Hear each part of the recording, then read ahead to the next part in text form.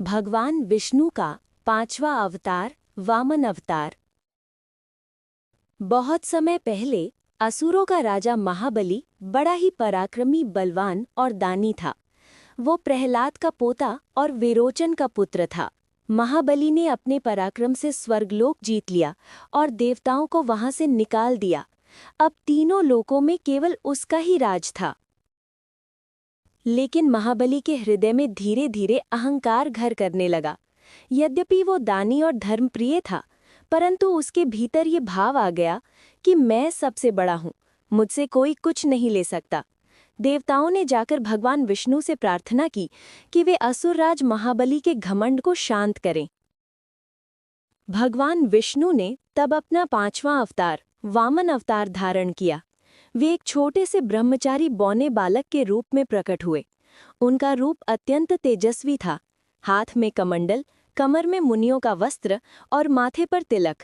उस समय राजा महाबली विशाल यज्ञ कर रहा था और सभी ब्राह्मणों को दान दे रहा था। दान की घोषणा थी, जो भी मांगेगा उसे मिलेगा। तभी वहां भगवान विष्णु वामन रूप में पहुंचे। महाबली ने वामन को देखकर आदर से कहा, ब्रह्मचारी, तुम इतने तेजस्वी हो, जो चाहो मांगो, मैं तुम्हें अवश्य दान दूंगा।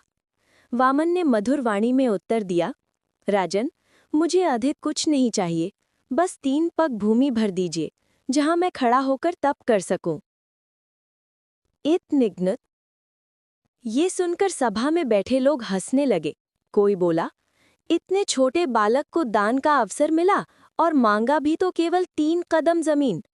राजा मुस्कुराया और बोला, बालक, तू चाहे तो सोना, रत्न, हाथी, घोड़े, पूरा गांव मांग सकता है, पर तुझे सिर्फ 3 पग भूमि चाहिए, तो ठीक है, मैं वचन देता हूं।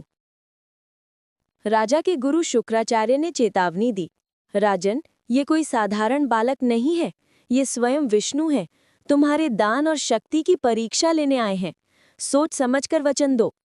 परंतु महाबली अपनी प्रतिज्ञा से पीछे हटने वाला नहीं था। उसने कहा, गुरुदेव, मैंने वचन